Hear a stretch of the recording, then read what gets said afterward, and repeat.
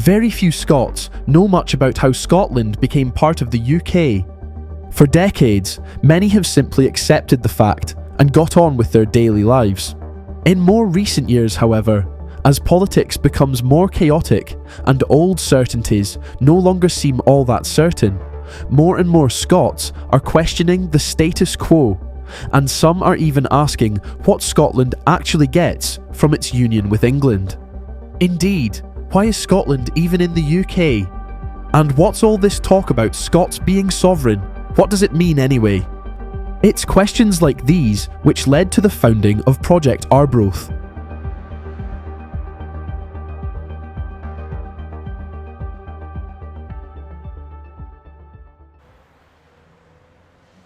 Project Arbroath was launched less than a year ago to fill gaps in people's knowledge about their own country and ask how we can take back our independence after it was removed from Scots in 1707, resulting in fierce opposition among the people and riots the length and breadth of Scotland. 318 years later, it's a different picture. After all, every Scot today has only ever known Scotland in the UK. It's become part of the furniture. Nevertheless, the cracks in the Union are beginning to show, leading many to question why we are even in the UK, and what benefits does it actually deliver for Scotland. Founded by Lindsay McCrone, David Herriot and Leah Gunn Barrett, Project Arbroath is encouraging Scots to think about these questions, better understand how the UK came about, and make an informed choice about Scotland's real options for a better future. Project Arbroath started as a kind of little project by me, as a question to my family, because I've always been interested in history and in Scottish independence and in Scottish history. And it seemed to me that so many people in Scotland did not know how the Union started. How did Scotland get into the UK in the first place? So I did a little vox pop among members of my family and said, okay, so tell me, how did we get into the UK? How did in fact, I didn't use the word union, I used the word UK. How did we get into the UK? Nobody knew. Except one guy, one of my friends said, who's the arch unionist, by the way, said, well, I think there was some act of union, right? Was that? So basically no one knew. And it got me thinking that if no one knows how we got into the union, how are we supposed to get out of this union? Rather than just say, well, we should get independence. Because actually the correct term is that we should restore our independence. Because we were independent once, for almost 1,000 years before the union started. So that was the kind of the genesis of Project Arbroath. And talking with Lindsay and with Leah Gunn Barrett, who I should say was the third member of our little troika, we kind of conceived this idea of not a leaflet, because they can be thrown away, but a booklet. We all remembered how successful the Wee Blue Book was during the referendum in 2014, the one from Wings Over Scotland. And there's been a couple of wee booklets this kind of size produced since then. And we thought this would be a good idea if we could get material in here, we get the money to get it printed, get it distributed. We think people would actually benefit from understanding where the union came from. And then it kind of blossomed into things like, well, what is sovereignty? People talk about sovereignty all the time. The Parliament's got sovereignty, we've got sovereignty, countries have sovereignty, kings have sovereignty. But what about the people's sovereignty? So we thought, let's incorporate all of that into how the union started, and more importantly, how the union has treated Scotland since its inception. And then, how do we get out of this union? So we launched Project Arbroath in October 2024, and the idea for distribution was to get them out to independent supporters, primarily Yes groups, Salvo groups. These are the people who will have stalls, and they do have stalls all over Scotland, weekends and during the week, and people stop at these stalls. And the idea is for these people to say, look, do you know about Scotland's history? Do you know about Scotland's real history, specifically how we got into the Union? And people will say, no, because we know that they don't know.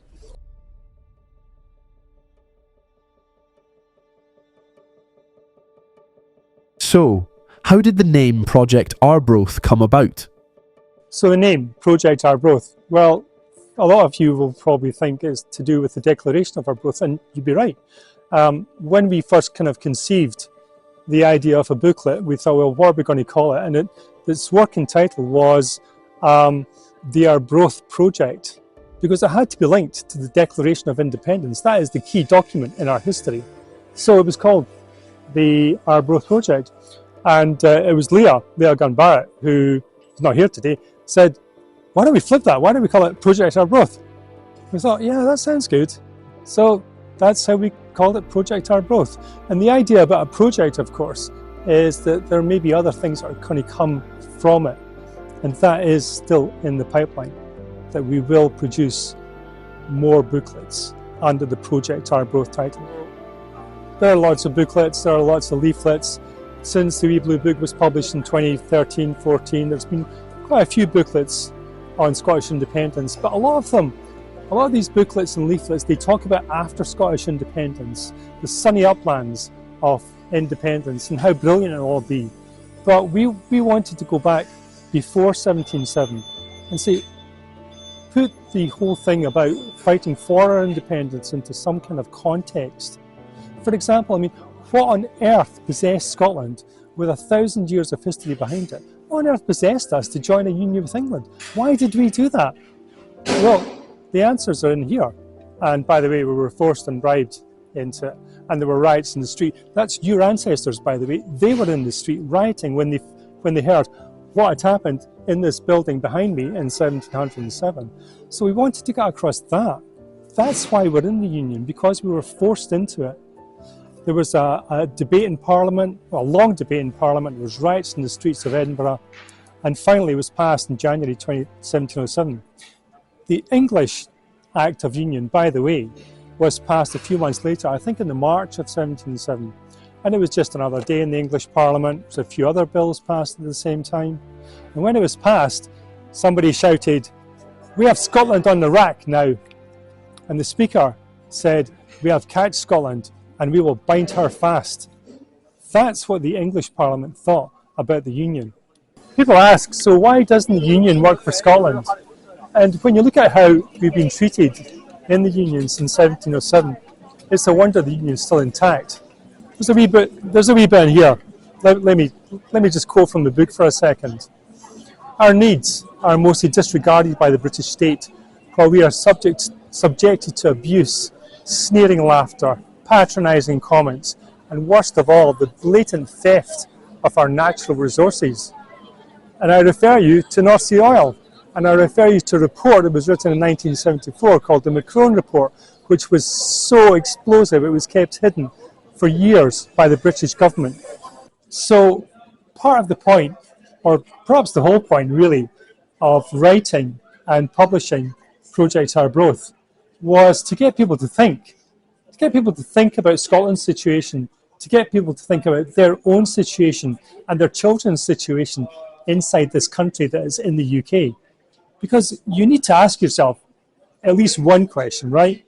What is the point of Scotland being in the UK? Because if Scotland really is in the Union, which is what the UK is, why is it we get nothing from it for giving up our independence to be in it? And if you think that giving up our independence back in 1707 was a good idea, then you ought to read this, because it really wasn't. I mean, take energy, for example. We are rich, rich, rich, rich. We've got green energy coming out of our ears. It's cheap to make, and we are self-sufficient that every single home in Scotland gets powered by green energy. The good thing about green energy is that we can export it as well. So, as well as being rich, we can export all our green energy to countries that don't have it. It's fantastic. It's great for you, for your children, and for your children's children. But hang on a minute. Wakey, wakey. That's if we were independent. But we're not. We're part of the Union. And the Union takes our green electricity for nothing and pipes it down to England. That's what being in the Union is about. So these are the kind of questions that you should be asking yourself. If we have cheap electricity, and we do, why don't we have the cheapest electricity in Europe instead of the most expensive electricity in Europe? And that's because it costs a fortune for England to burn gas to make its electricity. And all we are doing is funding their electricity bills. So this is all about asking questions about Scotland's position in the Union, and asking questions about things like energy, about the NHS, about Brexit. We voted to stay in the EU, right? Do you remember that? But that didn't matter because England voted no, so we got taken out. These are the kind of things that you should be asking. Why Scotland is in the Union? I mean, take energy, for example. I mean, we're rich. We're rich in green energy because green energy, unlike oil or gas, will never run out, which means you, your children, your children's children will continue to benefit from our green energy. I mean, Scotland, unlike other European countries, really does have a massive generating capacity for green energy. So what can you expect to find in the Project Arbroath booklet? Well, it's split into a number of sections. Let me give you a brief summary of what's in these sections. It talks about sovereignty. Now, everyone talks about sovereignty. UK Parliament talks about how Parliament is sovereign. And sovereignty as a word is bandied around. But the Scottish people, but it says in here the Scottish people are sovereign. Well, how is that? Well, there's a whole section about how we are sovereign. And what sovereign means is that we are top of the tree. There is nobody above us. The Scottish people are sovereign. It doesn't matter what Parliament or the King says. Now, that may be different in England and it may be different in other countries, but in Scotland, the people are sovereign. And that goes back to way before the Act of Union in 1707. It also talks about what happened before the Union. It talks about our 1,000-year history. And it talks about a significant event in the 17th century that substantially changed the nature of Scotland's relationship with England. And that was the death of Elizabeth I of England. And guess who her successor was? Of course, it was our own Jamie VI, or James I as he became. And as soon as Jamie heard that he was the new King of England, he hightailed it out of Scotland and never came back, of course. But that significantly changed our relationship because once that happened, England turned its eyes to Scotland and thought, here's an eye to the main chance. But make no mistake, the English told the Scottish Parliament to play ball, and it lavished a huge amount of money paying bribes to various people in the Scottish Parliament. And if that didn't work, there was an English army on the border ready to invade if Scotland didn't play ball. The claim of right, the Act passed in 1689, guaranteed the sovereignty of the Scottish people. And that didn't disappear with the Treaty of Union in 1707. In fact, it was protected by that very treaty. So that is still extant or live, as we say today. So don't let anybody tell you that the Scottish people are not sovereign. We need to act our sovereignty, but we are still sovereign. And then we talk about how the Union happened. We talk about after the Union, and what happened to Scotland, how Scotland was exploited after the Union, Brexit, green energy, oil, of course, all these things that were taken by the Union without so much as a by your leave. And then we get to the bit that says, well, okay, if all these things have happened, tell me you're going to show us how we get out of this Union. And we do. There is a bit at the back about how we get our independence back. And finally, before we go into that bit, there's a bit about Scotland's future governance. Because what would be the point of independence, of freeing ourselves from Union, only to have some kind of mini Westminster as our government? So we talk about a new system of government based on the Swiss the Swiss system of direct democracy. So there's a bit in here about that kind of shows, look, we don't have to be like England. Once we go, we can do things differently. And that's kind of how Scotland was governed before the Union in 1707. What would independence look like? Well, that's up to you. But what we suggest in the book is that we look at a different form of democracy, a different form of government, one that frees ourselves from the current system of patronage and corruption that we see every single day in the Palace of Westminster. It's a different kind of government. One is governed by the people, for the people. And that system of government is called direct democracy. It's practiced today in Switzerland very, very successfully. Why don't we do that instead? Because we've got a clean slate. Let's not tie ourselves to the past. Let's look forward and get a different form of democracy. So it's not just about independence. It's not just about the sunny uplands of green energy and being a rich country. It's also about how we govern ourselves. Project Arbroath is not just about history. It's about what we can do in the future. And there's a section at the back of this book, in fact, is the title of the book, How We Take Back Our Independence. And you might be wondering, well, how do we do that? And how is a good question. Many people, many political parties talk about the sunny uplands after independence. But how is it we actually get there? And the section at the back of the book that says how we take back our independence spells that out exactly. And key to that is the Scottish Parliament. Our Scottish Parliament was abandoned in 1707, remember? But we do have a Scottish Parliament that was created in 1999, albeit hobbled by the UK government. And what we need to do is take off that hobble, take away these chains and free the Parliament and allow the Parliament to take back or seize control over the Constitution, seize control over the union between Scotland and England. And that's the fight. And how can you help in this fight? Well, you need to tell the parties and the candidates, the independent candidates, that are standing for election in the 2026 Hollywood election, that this is what you want. This is what you want them to do. You want the Parliament, our Scottish Parliament, to seize control over the Constitution, to seize control over the union between Scotland and England. How do you do that? Well, you can pressurise them. You can go to the website called manifestoforindependence.scot. There's a manifesto there that formalises what's in here in manifesto form. And tell the parties and the independent candidates that you want this manifesto that says the Parliament should seize control over the Constitution into their manifestos for fighting the 2026 Scottish election. That's all you need to do. Manifestoforindependence.scot, sign the petition. Tell the parties, tell everyone who's standing, all the pro-independence candidates for 2026, this is what you want. You want the union ending. And the way to do that is for the Scottish Parliament to take control.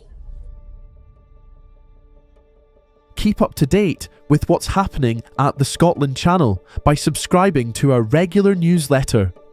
We won't bombard you every week because we also hate our emails being overwhelmed with spam, but we will send out updates about what's coming up on the Scotland Channel roughly every 3 to 4 weeks or so. To receive our newsletter, visit our website, thescotlandchannel.tv/subscribe.